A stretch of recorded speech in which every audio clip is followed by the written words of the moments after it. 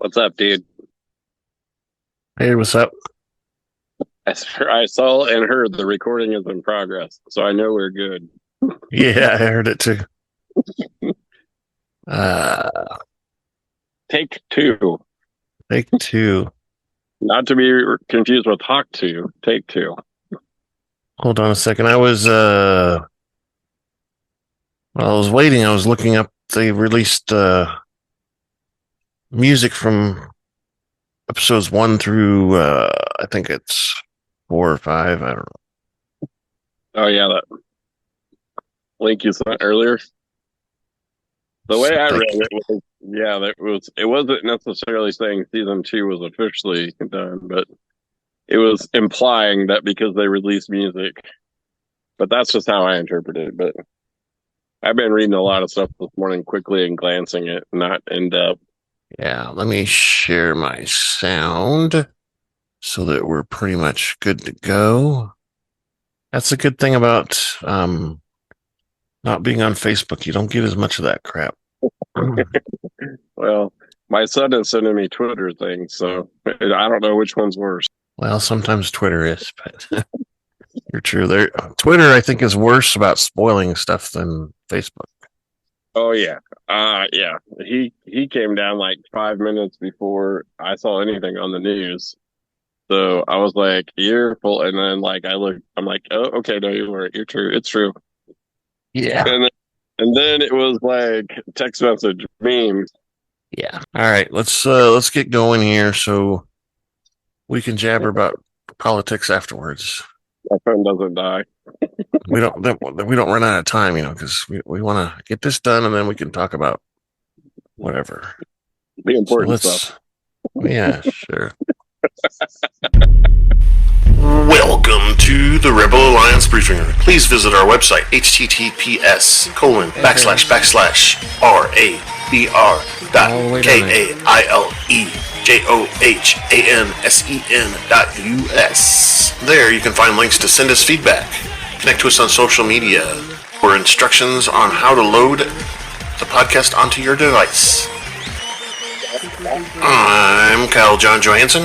This is Andrew Scott Sutton and Rick Ross Bosley. It's time to talk Star Wars. Yay, we couldn't get Scott on here today. He was on the first run of this. This is our second attempt. But we forgot to record, so we're doing it all over again. Not that you guys care or even know, but today we're reviewing Star Wars The Acolyte Season 1, Episode 8, 5 plus 3, 8, called The Acolyte. So we actually get an episode named after the show. So we're going to discuss, first we're going to ask you for some feedback, then we're going to do an unboxing. We'll go through some who's in the cast and such, and then we'll go through a recap of the entire episode and kind of discuss things on the way. And then we'll ask you for some feedback again. Hopefully some predictions for season 2 if it comes out, and our major thoughts going on. So to start that out, let's do this. Feedback. Yeah, so feedback at kylejohansson.us is our main address for email. Send that. You can send, if your email client will let you, you can send us video clips that are up to 25 megabytes, more than likely. You can go to our website. There's a link there to fill out a form that comes to us. We're on X/Twitter at super_duper_pod. We're on Blue Sky at Rebel Alliance Briefing Room, and we're on multiple, sites that host our podcast, and they all take comments like Spotify and YouTube. So fill out some comments there if you want. Just any of those. Please send us something, anything. Please let us know that we actually exist out there in the world of some sort. But next, we're going to do an unboxing. Now we have a special treat. It's unboxings. Gives me a second to rearrange. Whoa. Hey, don't poke your eye out with that. That's a sharp object. See, look, it even says warning on there for you. It does. It's Warning. telling you, be careful. That's right. That's And my there's a new box here. So let's start opening. This is actually one that Rick just saw. So just yesterday. Oh, I can't get it open. Oh, That's what she said. Oh, it's a blue guy. it's a blue guy. What the heck's the blue guy? He's Who could blue. it be? Like my Is shirt. it Max Rebo? Is it Thrawn? Who could that be? Well, it's not Thrawn, I don't think. No. This fucking got a haircut. He's got some point up there, right? I don't know. Mm, Fish kind of guy. Let's see. I like Here this. we go. Mythrol. That And Mythrol. it's a Mythrol. And like Scott was saying, he was in the Mandalorian.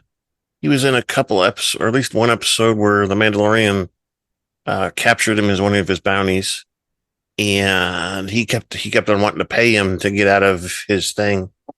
They were on an ice planet of some sort, and there was some sea monster that kept coming out of the ice to capture him and destroy the ship because vibrations on the ice track the animals below.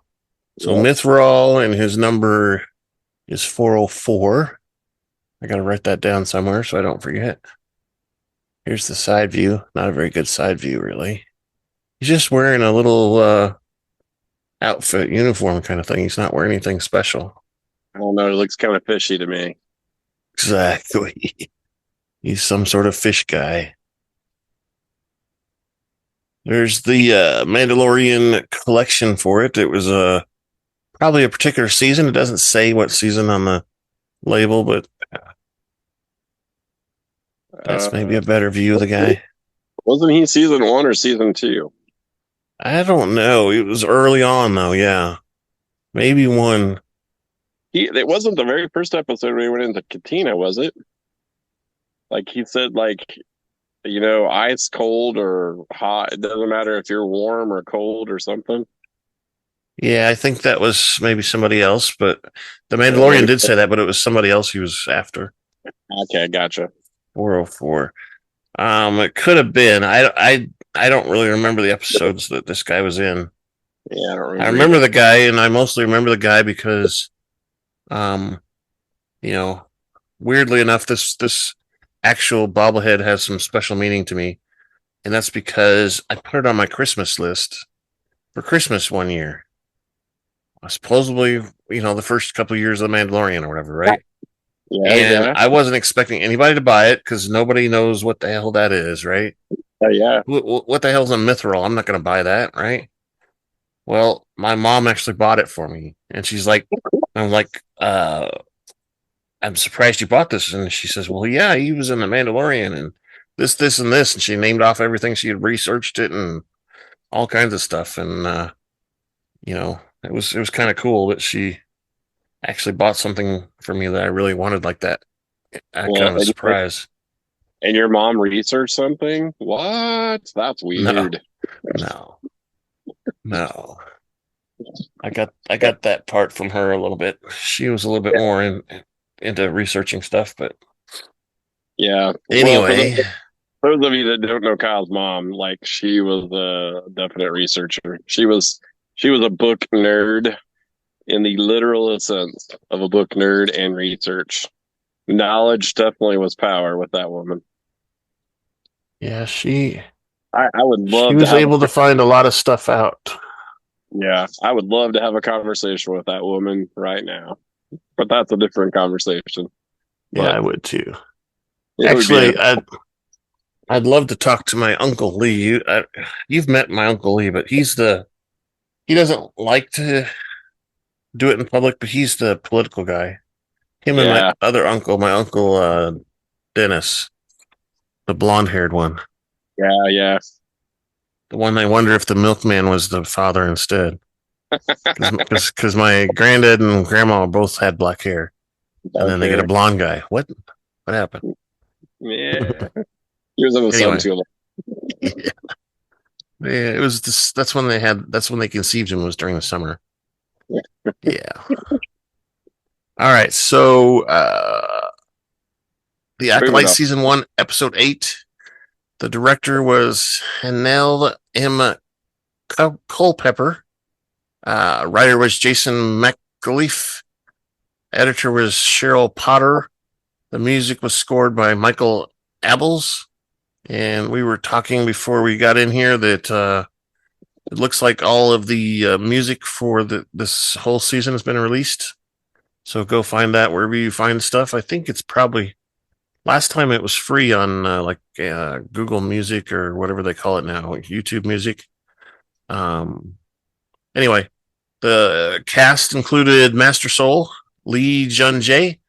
The Stranger was Manny, Jacinto. Osha and May were Amandla Stenberg. Master Venestra was Rebecca Henderson. Senator Rayencourt was David Harewood. And Mog Andra was Harry Tavaldwyn. And Mog is the Padawan of Ventress. The poor guy. He seems to be an assistant. Seems to be the assistant or something instead. Yeah. He's still in training. Exactly. So this episode was aired originally on July 16th. It was a running time of 49 minutes.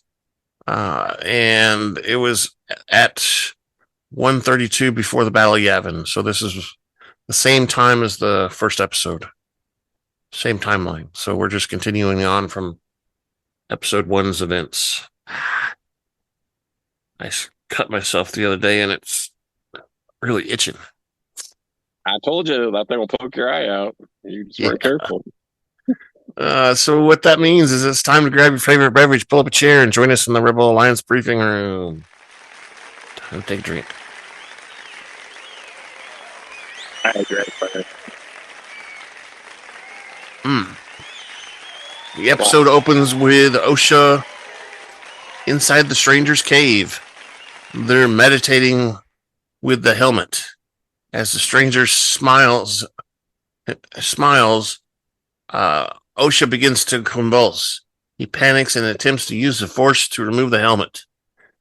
In the physical world, his eyes turn black. With difficulty, he manages to remove the helmet.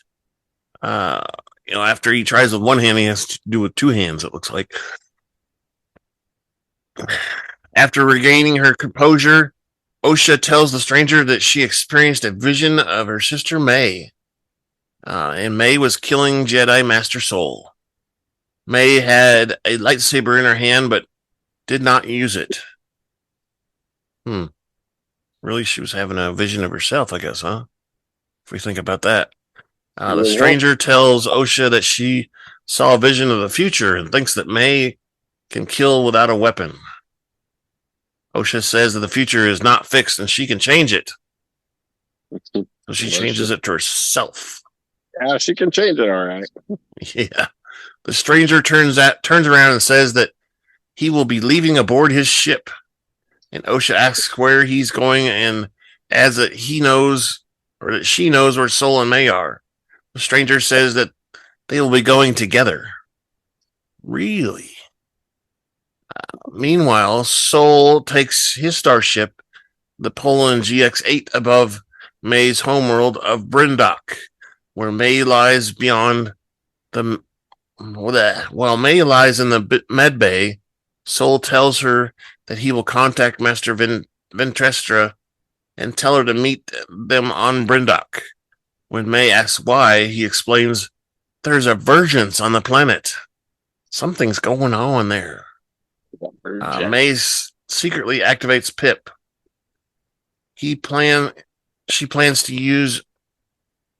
Soul plans to use May and Osha to prove the existence of the vergence on Brendok. When May confronts him about the murder of her mother, Anase, Soul responds that Anase's death was an accident. May asks why he didn't tell Osha the truth instead of scapegoating her.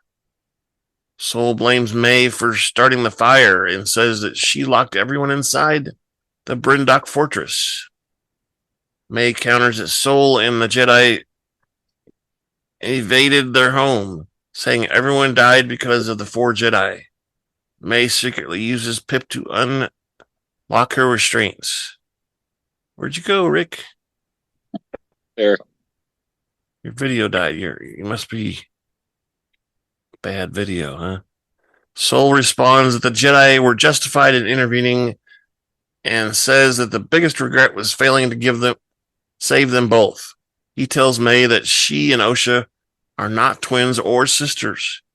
Before he can explain further, May has Pip unlock her remaining restraint and stings Solt in the chest with a stun gun. May flees into the corridor with Basil tailing her. With Pip's help, she reaches the escape pod section before Solt can capture her. May escapes and the pod with Pip and heads towards Brendok because her ship can't go to light speed. Yeah, she's got a hyperdrive. Right, no hyperdrive. Solt rushes to the cockpit and detaches the Poland GX-8 from the hypertransport ring, and May takes the escape pod into an asteroid belt around one of Brendok's moons. Solt pursues her through the asteroid belt or above it, and he uses a targeting computer to get as close as possible to May's ship. Probably because he can't see it through the asteroids, right? Yeah. But then Basil enters the cockpit and rips out several wires, causing it to lose control and collide with May's ship. May's ship hurtles through an opening in the asteroid belt towards Brendok, and her ship descends to the planet's atmosphere, hitting a peak of a mountain and rolling down to a lower level. So that was a lot that happened there. But I read something today too about Basil in explaining why he did what he did here, where he rips out the stuff and the wires and everything. Yeah. And why? It's just a theory. It's not an official thing, but it's just a theory. So they think that he did it because he didn't agree. He saw Solt targeting Osha and didn't want anybody to get killed. Well, that kind of makes sense. Like he doesn't even know if Sol's the bad guy or not, because he was not around during all the sword fighting and everything before. He wasn't around when anything happened, so he doesn't know who's the actual bad guy here. And so I had this thought too, because after we kind of talked about it yesterday and kind of reflected back knowing that we're going to do this, but we know that like Solt tells her that they're not twins, and we talked about this yesterday on our 10 forum about her and maybe in Chimera.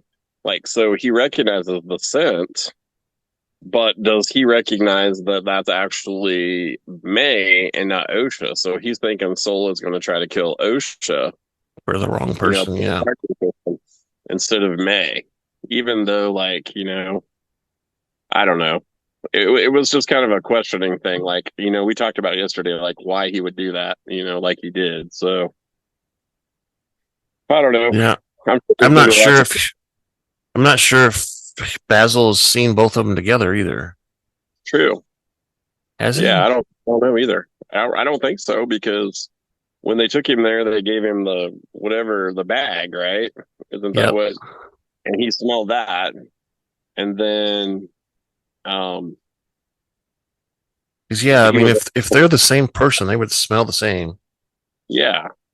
So in his mind, maybe he thinks Solt is trying to kill Osha, when in fact it's May, because he doesn't realize that May. Oh, that's a cool butterfly. Sorry. So I don't know. We didn't know yesterday. I'm sure there's going to be more stuff that comes out too. Yeah. It was just a weird moment. Yeah, it's weird, and we can talk more about this too, later. But the whole thing that they're the same person is kind of weird too. I think this is the first time he actually says it out loud, is when he's talking to her on the ship right there. I think that's the first time that it's either described or anything. And we don't know, we don't know what this vergence is either, where it is or what it is. But it's interesting. Like you said, they're like, you said whatever, but it's, like a clone or something like that. They're exact clones of each other. Yeah. He doesn't know what that is or anything, I guess. So, but he thinks it's that they've been created through the Force. So, either that the witch was that powerful, or there's a vergence on the planet that's allows him to be that powerful or something. True. And kind of like I talked before, they keep focusing on that tree, that yellow tree, the tree or whatever it is. Right. Looks like almost like a willow tree, but it's a different poisonous tree of some sort. Yeah. They'll mention it here later on, and I'll remember what the name is then. But we also know, like, Basil's, mental, because he was a tracker, so his whole purpose was to be able to track someone. So, like, intellectually, what does he have to be able to reason? So, I mean, that would make sense. Like, he was trying to stop Solt from shooting her down, because he would recognize, that tracking thing and what he was doing. Exactly. So, and that would make sense. That's a good thing. Well, I mean, it was just someone that was basically defending Basil, Yeah. I'm the defender of Basil, or whatever they declared themselves on the internet. And I thought it was a compelling argument, so I thought I'd mention it. All right, let's get back into the show. So we're at the Jedi Temple, and Padawan Mog informs Master Ventress that the Senator Rayencourt has come to visit her. Ventress is annoyed at Mog for allowing the senator in the control room. Rayencourt apologizes for his intrusion and asks her about her recent travels. So he's basically saying, "Hey, how do you feel? I know you don't feel well when you travel." And she says, "It's not my stomach, it's my head that gets kind of messed up." So they get into business, and he says that he heard that Ventress was running a murder investigation without reporting it to the Galactic Senate. And she says that she is keeping the investigation internal until she has more information, and they do not need to see the report until it's a larger threat. When Rayencourt asks how she knows it's not larger, Ventress acknowledges that all the victims are Jedi.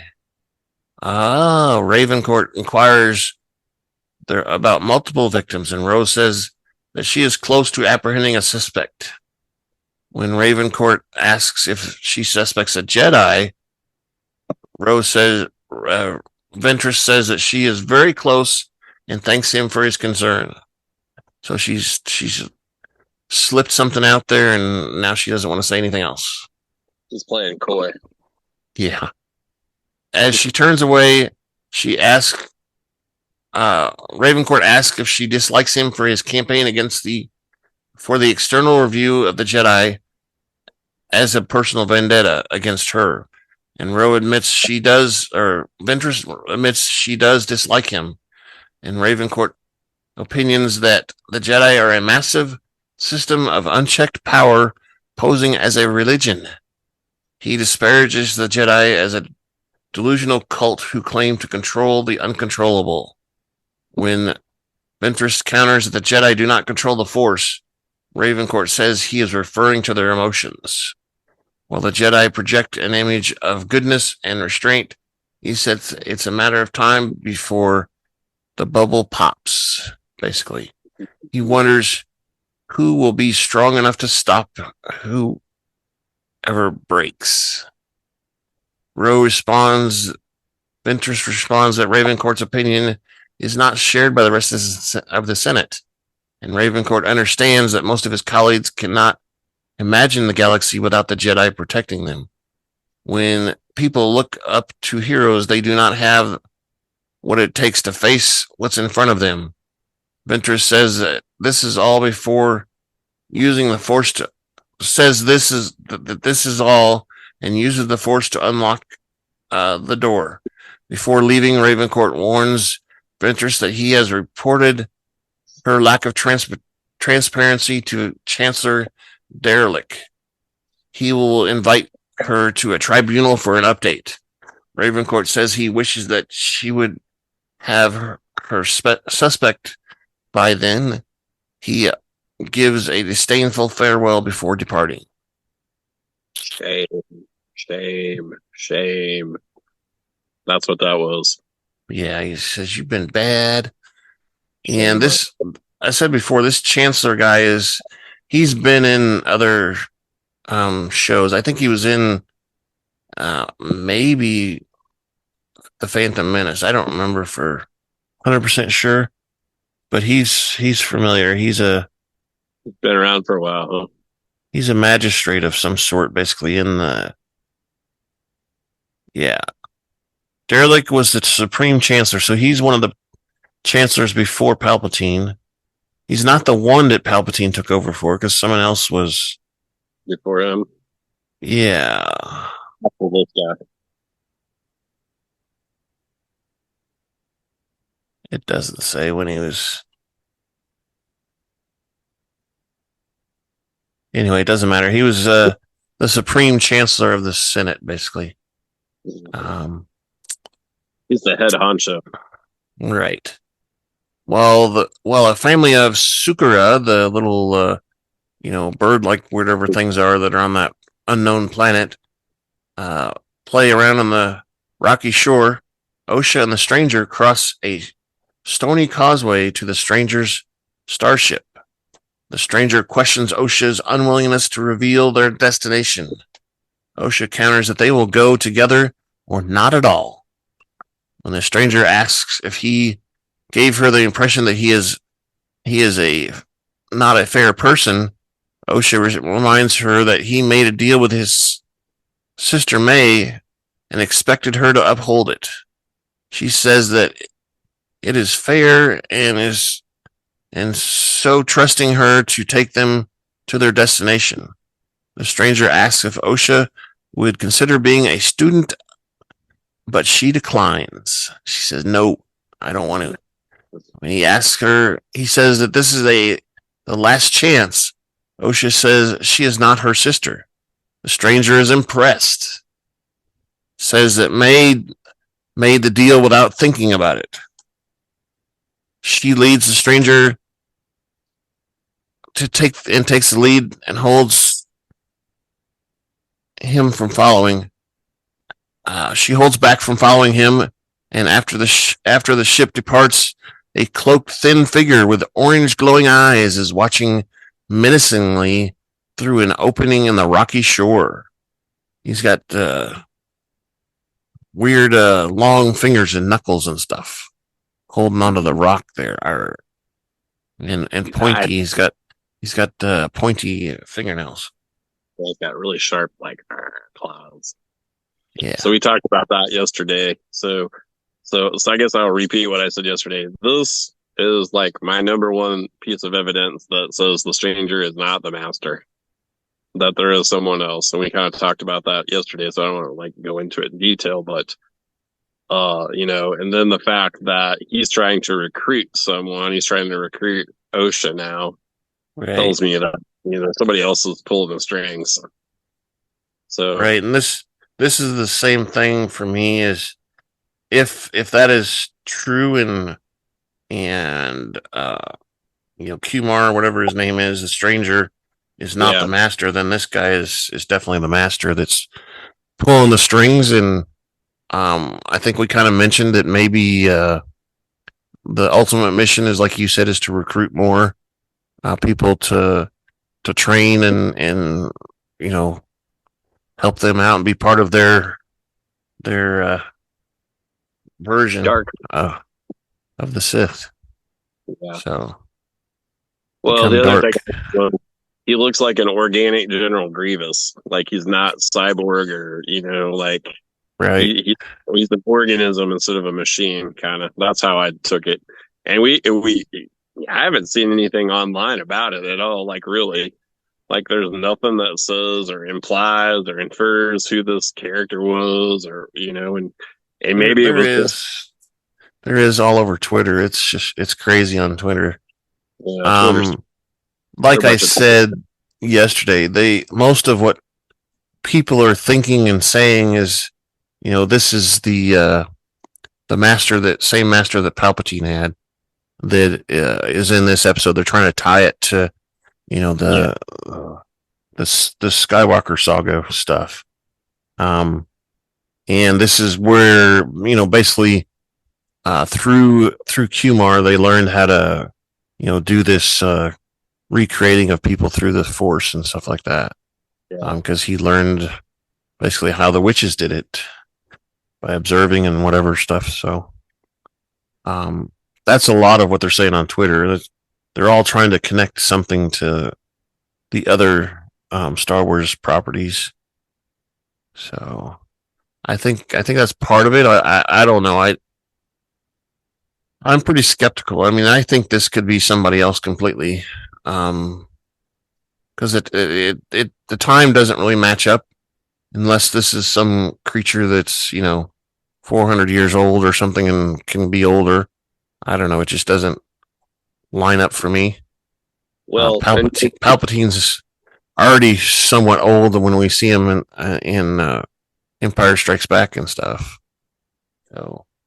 And maybe this is, just something to throw everybody off, just to like deflect. Like, hey, look at this. Oh, never mind. Like focus on. What else did you miss? We gotta rewatch that scene and see if there was something else there. Focus on this creepy character who's coming out, and then like, oh, we missed something completely. So right, I don't know. We'll have to see. That's what season 2 is for. Yeah, that's a good reason to come back for season 2, I think. Absolutely. See what's going on. Anyway, so back on Brendok, Master Sol has parked his ship in a clearing next to the Brendok fortress. After activating his transponder switch, Sol exits the starship and raises his hand before walking away. He reaches into the Force and says, "Where are they at?" He has a haunted look on his face when he realizes that they're both here, and Basil watches from the cockpit, going, "What's going on out there? What's going on? I'm going to stay in here this time." Yeah, he does a little sniffing. That's all he does, it seems like, is sniffing. Meanwhile, on Coruscant, Master Ventress uses a transmitter to tell someone she needs to get in touch with him urgently. The respondent replies that this is highly irregular, but he will see what he can do. Padawan Mog informs Ventress that they have managed to track Master Sol down. He turned on his transporter beacon again. When Mog tells her that Sol is on Brendok, she sighs and her eyes shift knowingly. Basically saying, "Man, I was just there. Why do I got to go back? I got to get in a ship again and make my head all crazy and yeah, exactly." She tells Mog to prepare a starship and gather as many Jedi Knights as he can without raising alarm. When Mog asks if she is expecting a conflict, Ventress says she is seeking to implement a resolution. This thing's going to be over with by the time she's done, is what she's saying. I'm done with it. Finish it up. Done with it. Elsewhere, the stranger's ship, the Exile 2, descends into Brendok's atmosphere. Osha and the stranger sit in separate cockpits of the twin boom body. Osha flies the ship, not allowing the stranger to operate it. She deactivates the controls and tells the stranger that there's a landing site near the witch's fortress. Based on a topographical map on the ship's computer, she learns that Sol is already on or at the Brendok fortress.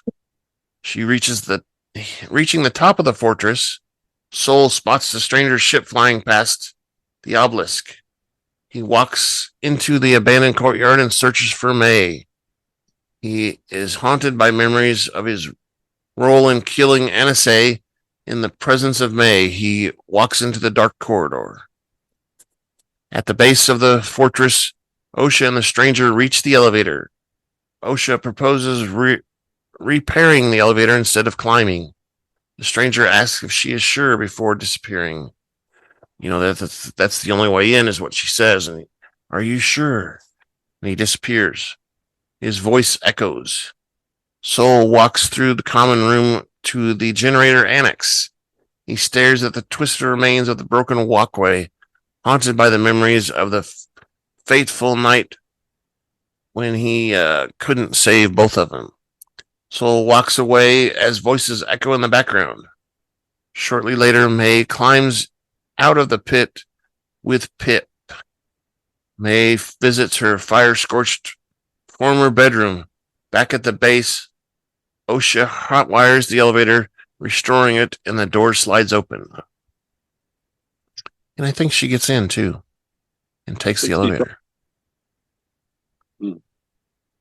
Well, she had to because the stranger was gone. Right. He disappeared.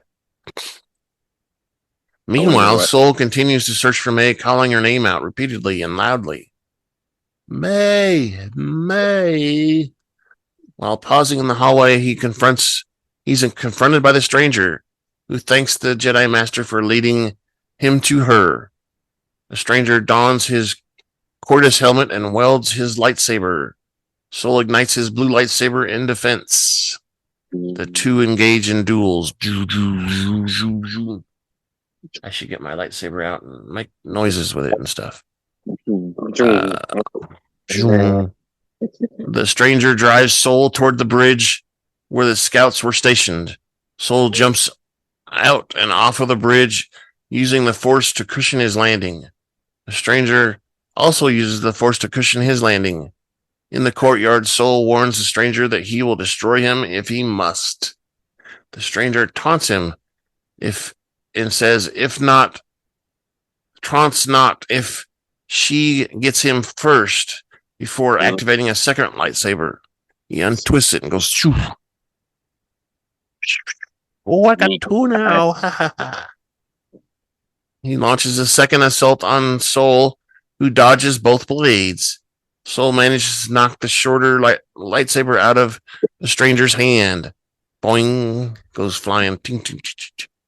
The Sith Acolyte attempts to retrieve the weapon, but with the force, Soul launches a counterattack and kicks the stranger in the chest about 3 times. Boom, boom, boom, boom. And the last time it's like really hard and it pushes him back. Like Soul reactivates his lightsaber. The stranger retrieves a second lightsaber and launches a renewed attack. Again, they go in on it. And I kind of, I like the lightsaber fighting, but I kind of thought this was a little repetitive here. It was a little too much of the same thing. So he has the two apart and he hurls the lightsabers at Soul and they go spinning around like boomerangs.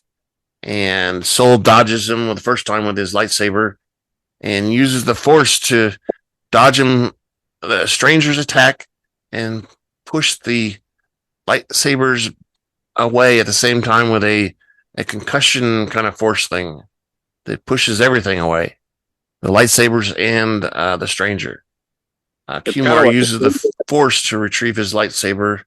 It's what the stranger did there in Kilnaka's place. Yeah. That was kind of cool then too, where he pushes all the Jedi away and stuff like that with one assault. Basically causes a huge sandstorm or something, pushes them away. Yeah. So they go for another assault. Elsewhere in the fortress, Osha finds May inside the charred bedroom. May attempts to reason with her sister, but Osha still blames her for the deaths that occurred that fateful night. May replies that Soul lied to her and blamed Osha blamed May for stuff she didn't do. Osha counters that Soul never blamed Osha, but never blamed May, but taught her to accept that someone she loved could be capable of such destruction. Osha says she never learned how to calm her negative emotions, including her hatred for May and grief of her mother, Anase. Osha says that she has such negative emotions that she was never meant to become a Jedi, and thus May got her wish. May tells Osha that she saw Soul kill her mother with her own eyes, and that he's been lying to her ever since Osha left the home. May tells Osha that Saul is the reason for her negative emotions. She nervously approaches Osha, telling her sister that she did not fail, but Saul did. Osha faces wells of grief and pain and rage. She lunges at May, but May dodges her. Osha attacks May, and they engage in a hand-to-hand combat. Ow, ow, ow. Oh, that hurts. Stop hitting me. Stop hitting me. I'm going to pull your hair. May blocks and deflects Osha's attacks, and Osha notices the pip droid, but the droid squirts water in her face. For some reason. It's supposed to be funny, I guess, but the twins continue their fight, but invade each other's by deflecting blows. The two are evenly matched. Outside, Soul and the stranger duel but are interrupted by the arrival of Master Ventress's starship, which circles the Brendok Fortress summit. Soul tells the stranger that he will pay for what he has done, and the stranger taunts him and says they are not here for him. Inside the bedchamber, Osha and May fight, and they are also interrupted by Ventress's starship above the hole in the ceiling. May takes advantage of Osha's distraction and retreats. She disappears kind of like the stranger did. So back in the courtyard, Soul and the stranger are fighting again. Stuff. Eventually, matched and crossing their blades, Soul breaks the deadlock by deactivating his lightsaber and breaking free of the stranger. He reignites his lightsaber and launches a renewed attack, damaging the stranger's lightsaber. Beaten, the stranger removes his Cordis helmet while Soul points his lightsaber at his neck. Soul is interrupted by May, who engages him in hand-to-hand combat. Says, no! Soul throws her off, and she manages to steal his lightsaber. Surprise, I got something that you want. Looky here. Looky here. The stranger praises May and encourages her to embrace the source of her anger. However, May tosses Soul's lightsaber aside. He urges May to strike Soul down, saying that her training will be complete. May disagrees and says she wants Soul to confess to his crimes and then face the Jedi High Council, the Galactic Senate, and the Galactic Republic. So she wants him to be punished really bad. 3 different sources of punishment. She says she wants Soul to pay for the crimes, and Soul says he did the right thing and wanted to protect both of them. He tells May that they are not twins and that she and Osha are the same person. Soul believes that Mother Anase created life through the Virgins on Brendok and believes that Anase used the Force to create May and Osha. He describes this power to be exceptionally powerful. Yeah, so while Soul speaks, Osha approaches them from behind and retrieves Soul's lightsaber. May reiterates that Soul killed their mother. A guilt-ridden Soul finally confesses to killing Mother Anase, and Osha steps out from the corridor and asks Soul if he is telling the truth. And Soul says that he was protecting her and insists that he did the right thing. Osha asks her former master why he didn't tell the Jedi. Pointing to May, Soul says that without her, he did not have proof of the versions. When Osha asks why he did not tell her, Solt replies that the Jedi Order would have taken her away and she was too old to be trained, and he reiterates that he did what he thought was best for her. Solt tells Osha that he wanted her to tells her that he wanted to many times, but he couldn't. He says that he kept a secret from Oshas so that she could live the life that she dreamed of. Solt tries to explain, but he begins to choke. As Osha stares at her former master intently, he continues to choke. The stranger and May watch with alarm as Solt drops to his knees and struggles to breathe. I think at that time is when she raises her hand up. Osha tells him to stop talking, and she force chokes him to death. A tear flows from Solt's cheek as Osha grips Solt's lightsaber hilt. The kyber crystal starts to turn red, turning from red to blue. As he breathes his last breath, he tells Osha that it's okay, meaning he understands or whatever. And she closes her fingers into a fist, and Solt collapses to the ground dead. Osha drops to her knees and briefly mourns the death of her former master and father figure. The stranger approaches her, but Osha instinctively activates the Solt's lightsaber, which rapidly changes from blue to red. And May and the stranger watch with concern and intent, respectively. They're like, ooh, this is a cool thing here going on. Oh, pretty cool. Yeah, and like we talked about before, I think that's the first time we've seen a lightsaber change like that, from the bleeding. Usually in the books and stuff, they talk about them actually squeezing the kyber crystal. But she was so upset that she was able to do it through the lightsaber, I guess, and change it while she was doing other fighting and stuff. Her force was so strong that the crystal was exposed, and just by default, did it as she's squeezing Solt's throat. The good is leaving and the bad is arriving. Right. The evil side is getting stronger and stronger. Well, exactly. And it's ironic because it was Solt's lightsaber. Right, exactly. So, you see the good turn to bad. Very symbolic of the entire season. Yeah, a little bit. I mean, because we, as the season goes on, we find out that Solt was pretty bad in the things that he did. I guess going along with the cover up and everything, and killing Mother Anise and such.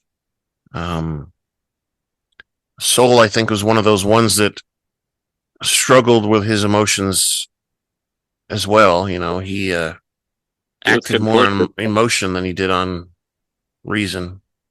Yeah, very conflicted. Exactly. All right. So meanwhile, Master Ventress lands her ship in the nearby forest clearing.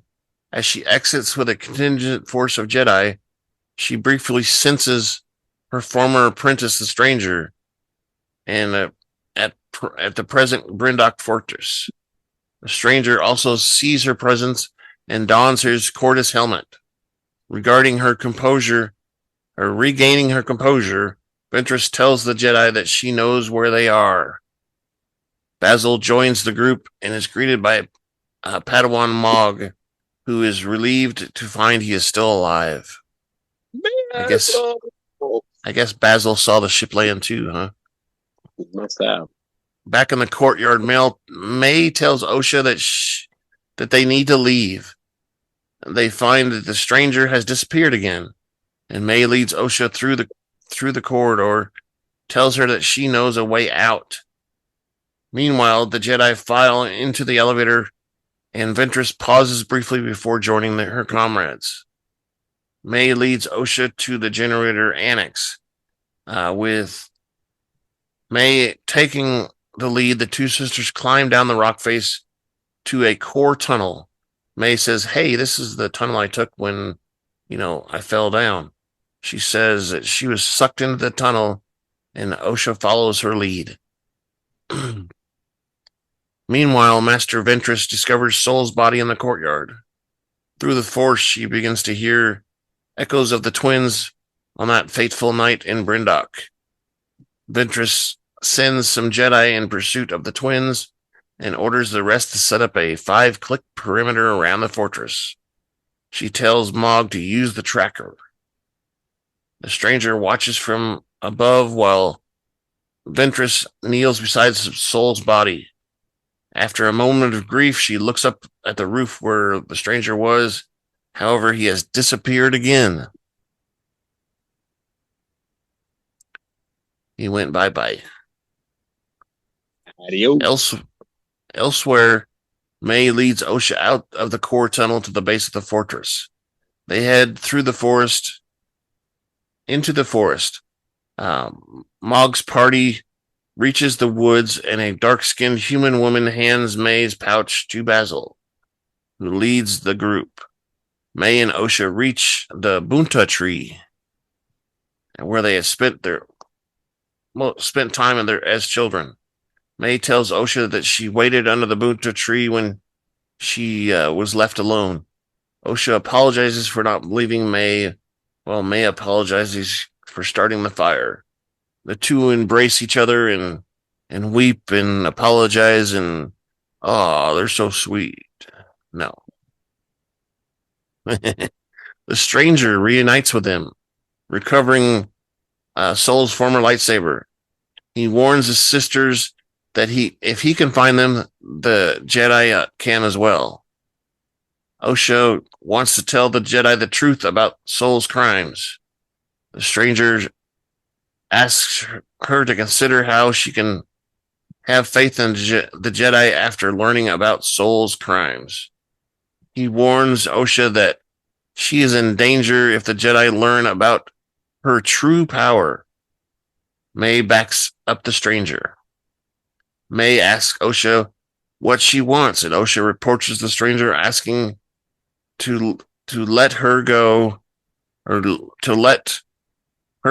and she will be his student.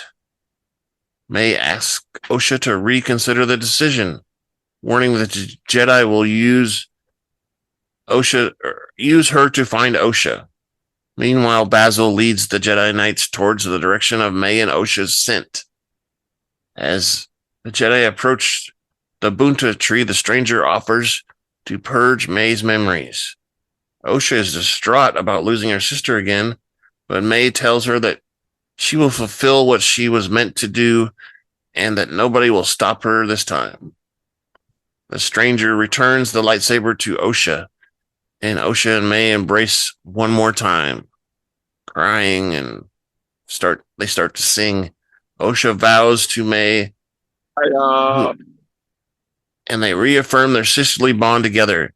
As they repeat that verse, the stranger raises his hands and wipes May's memory. Before leaving his mind wipe May behind, Osha tells her that she gives herself to her. 2 is 1 and 1 is the same, or something. That's the verse. But doesn't she also? I thought about this after we did this yesterday too, and I didn't go back and watch it. But doesn't Osha tell May she'll find her? She does. That's what I thought. Before leaving the mind wipe May, Osha tells her that she will give herself to find her. She gives herself to her and so she can find her. Yeah. So she says she'll come back and find her eventually. And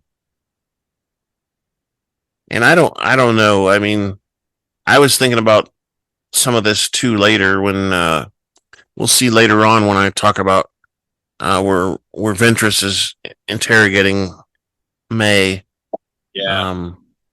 I wonder how much she actually forgot, because she's acting suspicious to me. But Agreed. Agreed. So shortly after Padawan Mog and Basil and the Jedi Knights catch up to May at the Bunta Tree, they arrest her for her crimes, but find she's amnesic. She has no idea what you're talking about. Ooh. What? See, this is why I don't believe it. I will talk about that later. I just got a text message. Shortly, okay. At the Jedi Temple, May is escorted to her Jedi captors to Master Ventristra's control room. Another Jedi deactivates Pip, and Ventrista is dressed in white robes with 2 firebirds on her shoulders.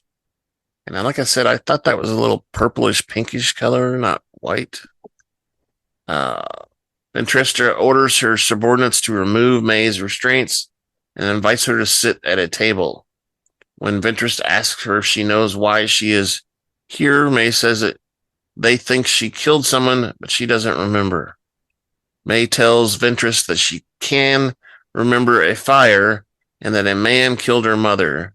May says that she ran away and there was someone that she needs to tell, but she can't find her. Ventress says that May's memory was from when she was 8 years old and that the man who killed her mother was a Jedi. Ventress describes Solt as a kind, brilliant, and compassionate man who did a terrible thing. Master Ventress later repeats her falsified account to a Republic tribunal headed by Supreme Chancellor Drellik. She tells Drellik and the assembled senators that 16 years ago, 4 Jedi, including Master Solt, were stationed on Brendok. They encountered a force cult of witches. A conflict ensued, resulting in many, many casualties. She says that the Jedi conspired to hide the incident. Ventress claims that Solt went rogue and killed his fellow Jedi in order to maintain their initial cover story. In a flashback, Ventress apologizes to the late Solt, basically saying that she's going to make him the scapegoat. Back in the present, what? Yeah, throwing him under the bus. Exactly. Ventress reiterates that the Jedi High Council commends Solt's actions, and Senator Rayencourt urges the Chancellor and his fellow senators to proceed with a full external review of the Jedi Order, rather than waiting for a Senate vote. Ventress emphasizes the events on Brendok were the work of a flawed man. When Chancellor Drellik asks what are the whereabouts of Master Solt, Ventress claims that he committed suicide at the crime scene. In a flashback, Ventress lights a funeral pyre for Solt on a boat which is sent floating down a river. Ro tells the amnesiac May that Solt's secret twisted his mind, and he claims he justified his actions with his love for her sister Osha. May asks if she had a sister. What sister? I don't know. When Ventress asks if she recognizes the name Osha, May's eyes glitter. Purportedly taking pity on May, Ventress enlists her help in finding her former Padawan, the stranger. Elsewhere on the ocean world, the unknown ocean world, Osha and the stranger stand together. As she grips her lightsaber, he holds her hand and the two stare into the sunset over the beach. Back on the Jedi Temple, Ventress meets with Master Yoda. And then the credits scroll. Yeah, so credits roll. And I thought personally that the scene with the stranger and her holding hands, sure they have a bond together because they're, they're working close together to learn he's teaching her and stuff. But I also, from their expressions, thought that she was the dominant one and he was the subordinate one, which is kind of the opposite of what we were led to believe throughout the whole series, I think. Maybe because, like you said before, maybe she's more powerful than he actually is. Well, I think So, he recognizes it, and she now knows it, that she's more powerful than what she was. yeah. So, yeah, which is also the reason why I don't think he's the master. Just gonna say that. Just gonna say it. But Yeah, I mean, that's fun. we talked about this one yesterday too, and I know we kind of went through a little faster today, but when he made the comment about, thank you for leading me here, and I'm going to punish you not like her. Well, we kind of implied, or I inferred that to mean Ventra instead of either one of the girls, and then we discover that he is her former, Padawan, or under her tutelage at Right. some point, because when they arrive he doesn't have the helmet on, and she like pauses and says you, like she knows who it is, and then he quickly puts the helmet on to block Right. that connection or whatever. So we know there's some kind of connection. We don't know exactly what it is, but it's implied or inferred that he was a Padawan of hers at some point in time. Right. So And he went evil at some point and yeah, broke away. so there are rogue Jedis, and there have been rogue Jedis, besides Anakin now, and we're led to infer or imply that this guy actually goes rogue, but he also becomes a Sith or is associated with the Sith in some way or form. So, Yeah, exactly. so I don't know. And I There's a think, lot of there's go a ahead. lot of ground laid for season 2. I mean, there's a lot there that can be built upon. Yeah, and I talked about before that um, if there was a season 2, that was going to be a lot of uh, different characters than we started with, and that's Absolutely. totally true because most of them are dead.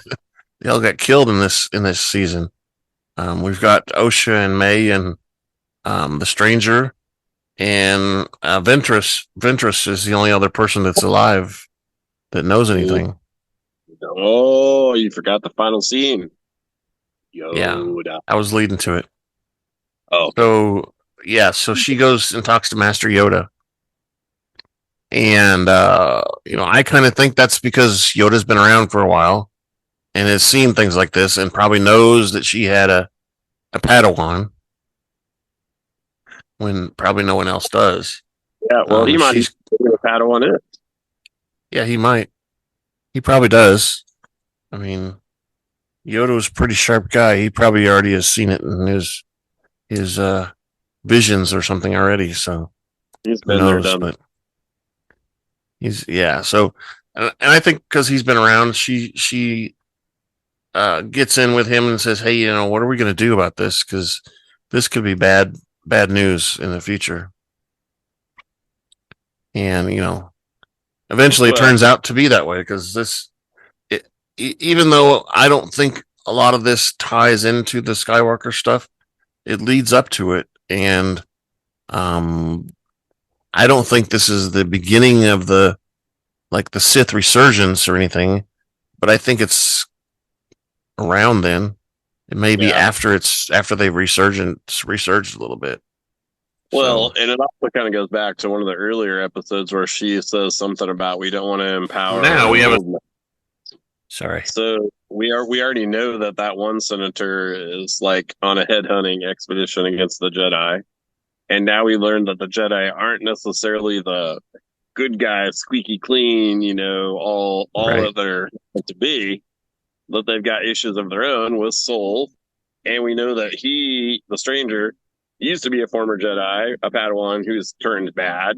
And then we see the transition between May and Osha, like literally like the beginning of the season. Now they are flipped with their positions, and so yeah, I don't Right. know.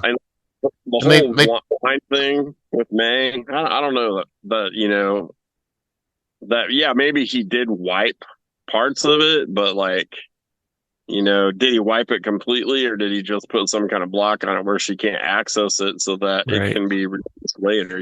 Like we don't know how all that works. Exactly. So And he did say try. He didn't say yeah, he knew how to do it fully, but, and um, she's made by a witch, so there's also that whole like witchery in there that's going on. So who right. knows? Right. Season two will tell us. We will learn more from season two.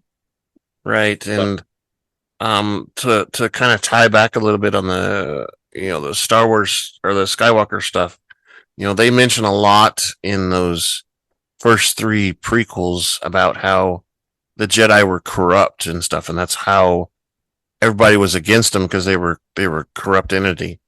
And yeah, I think we kind of start to see that where they're hiding stuff and they're covering up things and whatever. Um, I mean, sometimes that's needed a little bit, but uh, you know, that also causes corruption and dissent and whatever too. So, uh, well, you know, the old adage, one bad apple spoils the basket. So exactly. one you don't take care of, and that creates rot in another and another, and pretty soon everything's rotten. So I think that's kind of maybe that might be kind of the underlying big message of the whole series is that we've been led to believe this whole time that the Jedi are the good, and the Sith or the other side or the dark side is the evil, but are they really 100%? Like, is it 100, 0, 0, 100? Like, Yeah, is it yeah. more? Well, I mean, there's the old thing, nobody's perfect, right? There's always Exactly. something that's a problem, and you know, Yeah. maybe when they get drunk or something, they lose control of all their stuff. Hey, we They. weren't talking about that. Oh, okay. Let me push this button here real quick. So we want you guys to consider everything we've said, everything you've heard. Tell us what we've done wrong, what we've said wrong, what we said right. But give us some feedback at kylesjohansson.us. You can also go to our website, and on the left hand side, there's a link for feedback. We're on social media at X and Twitter at super underscore duper underscore pod. We're on Blue Sky at Rebel Alliance Briefing Room. And then the different locations like Spotify and YouTube have comment sections as well. So put them all in there. We'll find them eventually. They all point back to us anyway. So I think most of Let's them, hear even when they send something, it goes to our email. So let's hear your theories on this. Do yeah, we tell need a us. season two, or are we not? Because I'm hearing a lot of flack on this, man. I tell you, I've enjoyed this series. Like, I think it was one of the better written ones. And what I'm Yeah, reading, it's poorly written and it's horrible and blah blah blah. Man, I bought into this one hook, line, and sinker. Like, yeah, it was a pretty good season. I thought myself. there wasn't a I whole lot of the peaks and valleys. Like, it didn't like, oh, it was exciting, and then, yeah, there wasn't as many filler kind of episodes. like it was pretty steady. Like, so I don't know. I thought it was well done. I don't know why people are like dogging on it, but that's just me. Well, I do. They just can't get rid of the hateful stuff in their head. There's a lot of people that dislike the idea of the witches because if they're female only clan, then they have to be gay, right? And we don't I like guess, gay people. We don't like gay people. yeah, but Um, and the I producer and the creator, and she's heavily come out as gay also. So they yeah, they don't like that either. There's a well, lot of stuff on Twitter about that in particular. I'm gonna tell And you, I don't buy into that, and you know where I stand on that issue, so I don't buy into that at all. So, like, I don't I really either. I don't know. I thought it was one of the better ones. I mean, we've seen Ahsoka, we've seen the Mandalorian, we've seen Kenobi. This one is like in the top.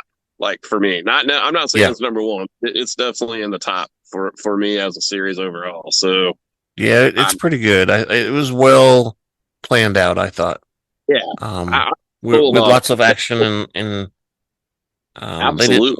like you said um they didn't parse it out. It was there almost all the time. So Yeah, uh, yeah, for sure. yeah, So it was anyway, pretty good. And um, there was fighting action, but there was also storytelling action that was there. But it wasn't like you said. It wasn't like drawn out into a whole episode. It was part of an yeah, episode, but it wasn't the entire episode.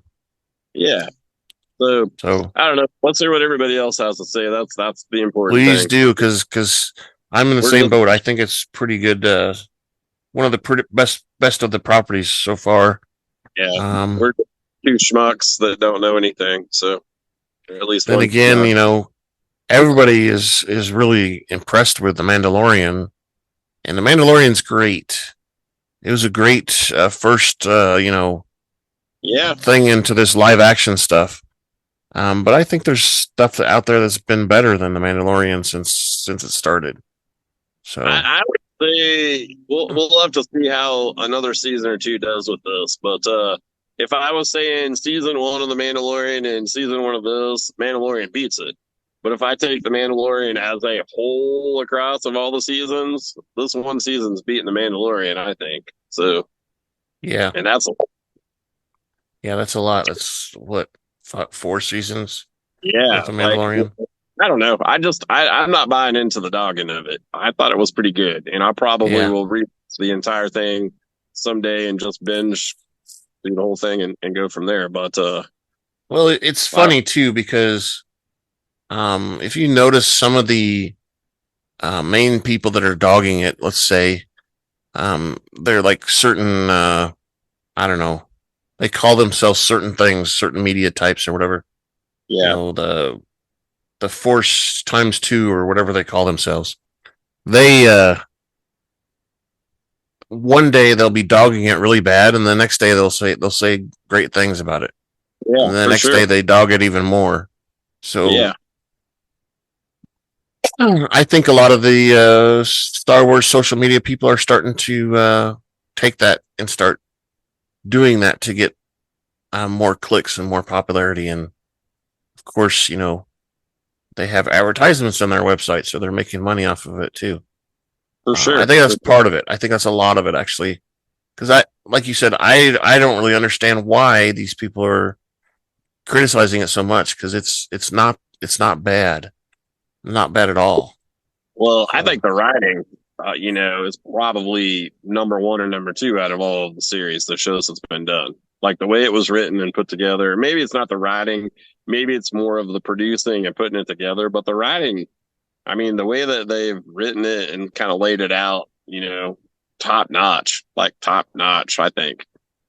I agree. So, So anybody who hasn't watched this season objectively, please go back and watch it again. exactly. I'm gonna push the outro. Thank you for listening to the Rebel Alliance Briefing Room podcast. Please visit our website where you can play current and past episodes. That's https://RABR KyleJohansson.us. That's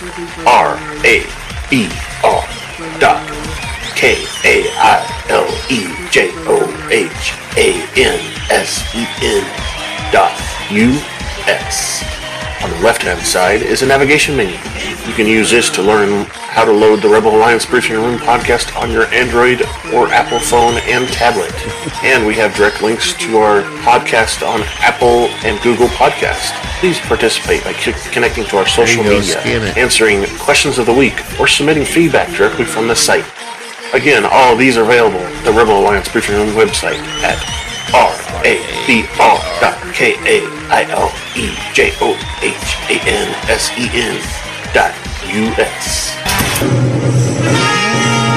RABR.KyleJohansen.us. This podcast in no way is approved, sponsored, or owned by Lucasfilms Ltd., Disney, Disney Plus, or any of its subsidiaries. All opinions are solely owned by Kyle and or Scott and in no way express the views or opinions of their past or present employers. Views and opinions are not supported or restricted by Lucasfilms Ltd., Disney, Disney Plus, or any of its subsidiaries. Any rebroadcast, reproduction, or other use of this podcast and its affiliate sites without consent of Super Duper Podcast Network and its host is prohibited. I am Kyle Jung-Jae, and this is Andrew Scott Sutton. Say goodbye now. Still no Rick in there, but he's there. There's Rick. I'm like the stranger. Yeah, just appear and disappear. And for those who didn't realize, that's a QR code to get to our website.